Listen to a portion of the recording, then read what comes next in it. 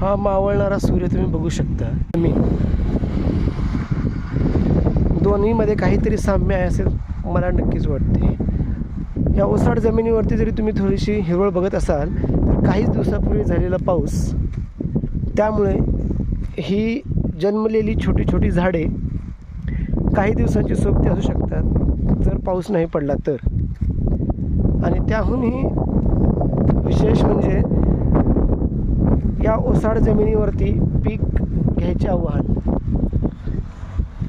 असं बऱ्याच ठिकाणी आपण साम्य शोधू शकतो. प्रत्येकाच्या नशिबी सतत सुख आणि समृद्धी असेलच असं नाही. कधीकधी आपल्याला जीवनामध्ये आव्हानांना सामोरे जावंच लागणार आहे आणि जावं लागेल हा जीवनाचा अविभाज्य भाग आहे. त्यामुळे देवाकडे एवढीच प्रार्थना करा की मला संकटाला